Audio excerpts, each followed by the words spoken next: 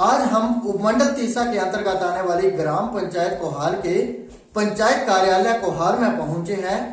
जानकारी के लिए बता दें कि जो पंचायत प्रतिनिधि हैं उनके 5 वर्ष पूरे हो चुके हैं। पंचायत प्रतिनिधियों से हम जानेंगे कि उनका 5 वर्ष का दौर कैसा रहा, क्या कुछ परिस्थितियां रही और परिस्थितियों से उन्होंने क्या कुछ सीखा है। जी, अभी हम प्रधान से बातचीत करेंगे। जानकारी के लिए बता दें कि हमारे साथ ग्राम पंचायत कोहाल की प्रधान मौजूद है, जिनके साथ हम खास बातचीत करेंगे और इनसे जानेंगे कि क्या कुछ परिस्थितियां रही, शुरुआत से लेकर अंतिम यात्रा कैसी रही। जी बताएंगे। नए नए प्रधान बने, कई समस्या आती थी और लोगों को भी समस्या आती थी। इन समस्या से कई बार गुजरना पड़ सकता था। जैसा कि आपने सुना कि प्रधान का कहना है कि जब शुरुआत में ये प्रधान बने थे तो इन्होंने कई तरह की परिस्थितियों का इन्हें सामना करना पड़ा है, समस्याओं का भी सामना करना पड़ा है, परंतु इन्होंने उन परिस्थितियों में समस्याओं का भी सामना किया है और जनता की समस्याओं का भी समाधान किया है। हम इनसे जानेंगे कि पंचायत के क्या कुछ इन्होंने मुख्य कार्य किए हैं जो कि पिछले कई वर्षों से कार्य नहीं हो रहे थे। जी, के योग अंतर्गत 2 दिशा जिले ल्यूटी रोड का कार्य काम करवाया। मुख्य सड़क से किलोनी सड़क बनवाई गई। ग्राम पंचायत कोहाल के उप प्रधान के 5 वर्ष पूरे होने के बाद अब हम उप प्रधान से खास बातचीत करेंगे। इनसे जानेंगे कि 5 वर्ष का कार्यकाल कैसा रहा, क्या कुछ इनके विशेष कार्य थे जो कि पिछले कई वर्षों से नहीं हो रहे थे, इनके कार्यालय में क्या कुछ विशेष कार्य हुए हैं, हम इनसे जानेंगे। जी, मैं उप प्रधान कोहाल युगल किशोर।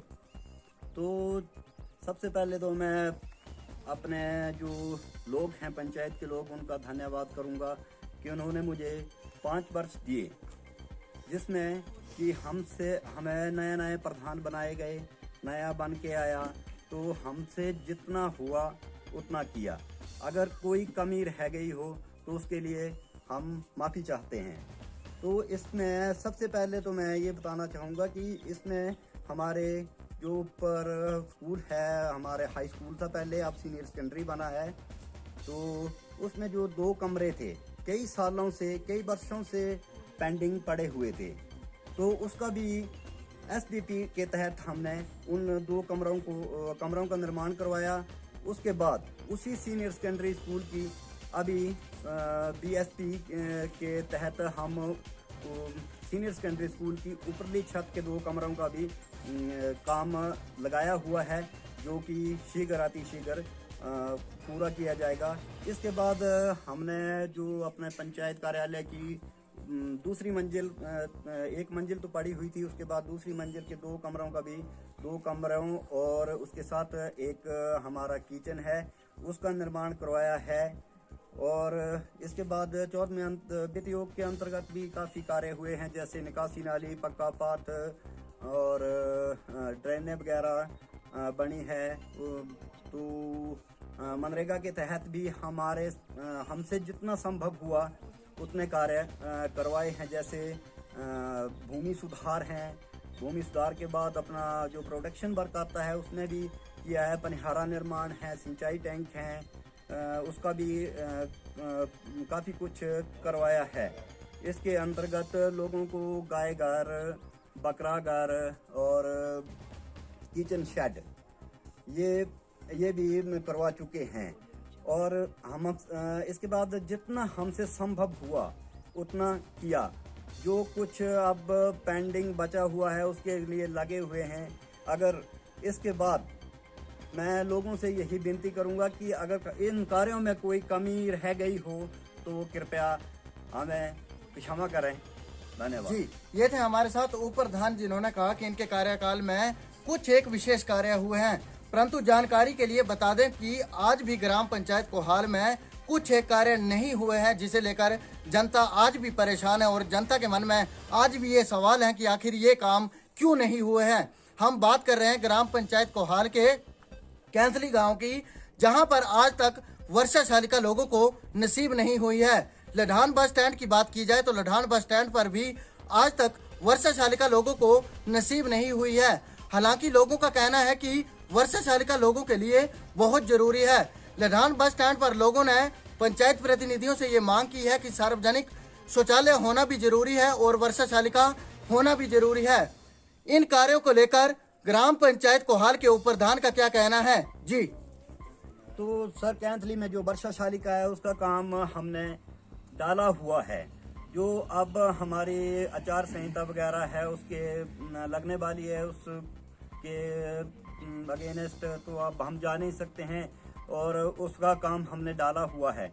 और रही ऊपर अपने लठान बस स्टैंड की बात, वर्षा शालिका लठान वर्षा शालिका की बात और अपने उसकी सार्वजनिक शौचालय की, तो हमारा जो सेल्फ होता है ग्राम पंचायत का वो जितना होता है जितना यानी कि उसमें 14वें विधियों के अंतर्गत ये करवाना चाहते थे, लेकिन लोगों की डिमांड के अंतर्गत ही काम होते हैं। जैसा कि लोगों ने जिस काम को प्राथमिकता दी वो हमने करवाया। अब इसके बाद जो है अगले सेल्फ में अगर दोबारा इस उसमें आए तो ये भी विश्वास दिलाता हूँ कि इन कार्यों पर भी विचार ही नहीं बल्कि इन कार्यों को भी जल्द से जल्द पूरा करेंगे। जैसे लोगों का कहना है कि आज भी लोगों को स्वास्थ्य सुविधा के लिए कई किलोमीटर दूर जाना पड़ता है। स्वास्थ्य सुविधा को लेकर आप क्या कुछ कदम उठाएंगे? स्वास्थ्य सुविधा के लिए तो हम पहले से ही, हमारी तो जब हम प्रधान बने थे तभी से ये सोच थी कि इस इलाके में कोई भी PHC सेंटर नहीं है, तो हमने उसके लिए काफ़ी जोर लगाया और ये कई बार जो फाइल हैं हमने विधायक को दी हुई हैं, सब कुछ है, इसके लिए किया कार्य। लेकिन जो हमारे विधायक रहे वो अगर ना करें तो हम क्या कर सकते हैं। हमने जो कुछ है ये तो हमारा पहले से ही था कि सबसे पहले जब आएंगे तो सीनियर सेकेंडरी स्कूल और उसके बाद प्राथमिक हेल्थ सेंटर जो है उसका निर्माण करेंगे। लेकिन अब प्रशासन की ही आप ये एक ढील समझ सकते हैं या विधायक की ढील समझ सकते हैं जिन्होंने कि इस इलाके को प्राथमिक सेंटर से वंचित रखा। ये थे हमारे साथ ग्राम पंचायत कोहाल के उप प्रधान युगल किशोर, जिनके साथ हमने खास बातचीत की। इनका कहना है कि इनके 5 वर्ष जो बीते हैं, 5 वर्ष के कार्यकाल में इन्होंने कुछ कार्य करवाए हैं और कुछ एक कार्य पेंडिंग है। इनका कहना है कि जनता अगर फिर से इनको सहयोग करती है तो जो पेंडिंग कार्य है उनको पूरा करेंगे।